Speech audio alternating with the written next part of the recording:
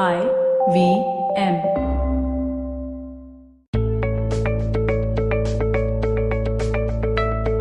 December 2018. Another year is winding down, and here are 3 questions to answer. What's the biggest gift 2018 has given you? What have you learned about yourself through 2018? And what's the one thing or one change you need to make in 2019? Welcome to another episode of the Positively Unlimited podcast.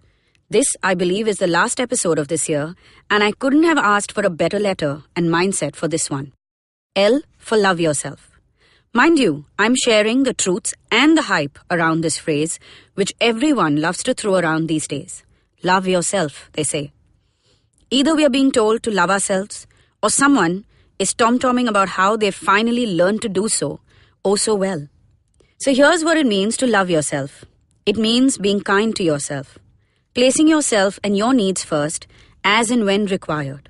And yes, I'll talk about this one a little bit more in just a minute.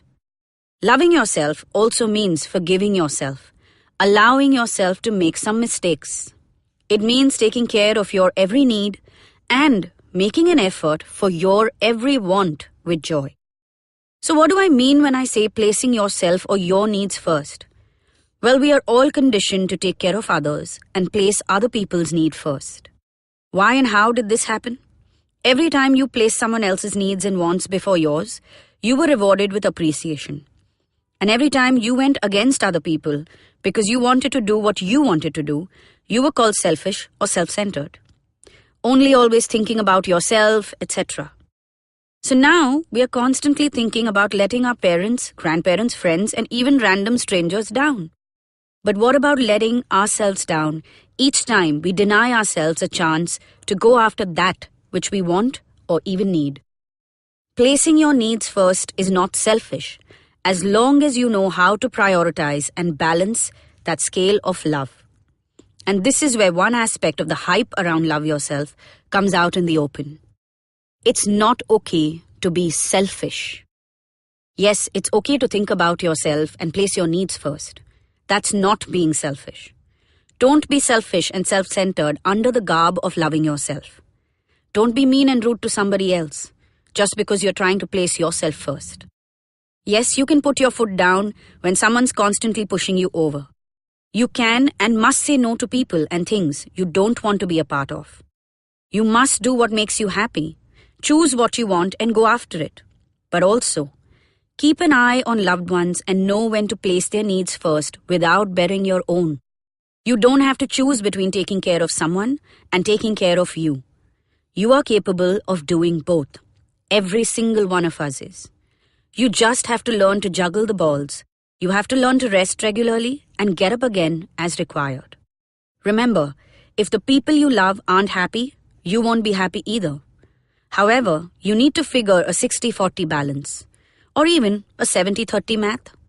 60 to 70% of your life is about you, and 30 to 40% is where you accommodate all the loved and not so loved ones in your life. It's like I say, break it down to build it up. Always remember, we were meant to live together. We don't live in silos, we don't live in isolation. So we have to learn to place other people's needs first on some days, and then on others, we have to put ourselves first. Being kind to yourself, letting yourself make some mistakes, making the effort for yourself, these are all ways in which you treat yourself well. And if you don't do this, then how will others know how to treat you well? Remember, monkey see, monkey do. Loving yourself is about setting the right example for others to treat you appropriately. However, and here comes another hyped up piece about loving yourself. The world does not revolve around you. It cannot. Your world revolves around you. There's a difference. Learn to stand in the center of your world to be able to maintain balance and harmony, and not just to be the center of attention of every being in your life. Love, or even loving yourself for that matter, is about oneness, and not about creating separation between you and others. Make an effort for your wants and desires because you love yourself enough to work hard for you. Loving yourself means that. And stop complaining about others not making an effort for you. Remember, they too need to be following that 70-30 rule. Do not confuse the voice of the ego as that of your heart. If the ego is making too much noise, remember it's a sign of fear of some sort or a danger to your own self-worth. But your heart, well, that recognizes your worth and accepts you unconditionally. So how about we all start acting like that? Now I come to a very important truth and hype about loving yourself.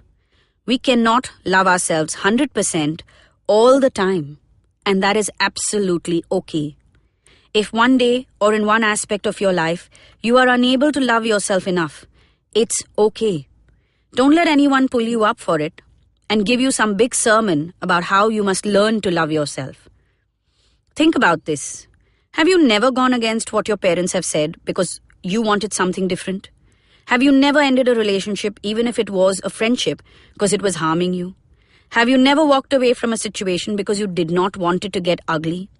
Know that every single day you are doing something.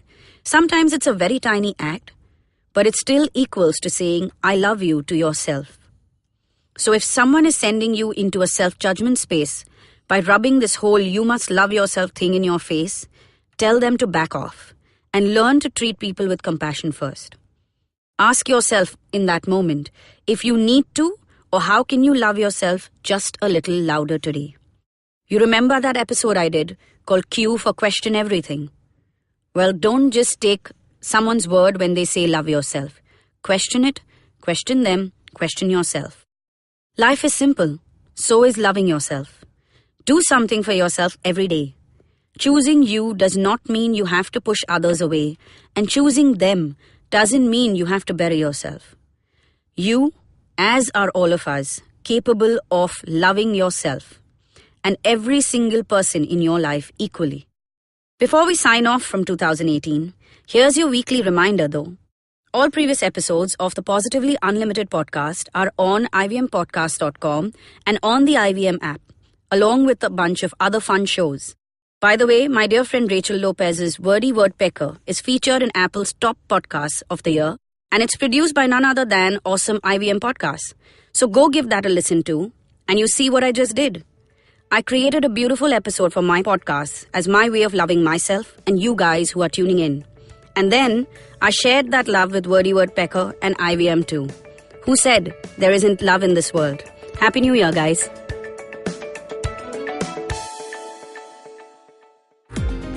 Hello, everybody. We have a brand new daily podcast we're working on with Bloomberg Quint. All you need to know provides the top news on business, markets, and the economy so that you can stay ahead of the curve. Tune in every morning on BloombergQuint.com, the IVM podcast app, or wherever you get your podcasts from.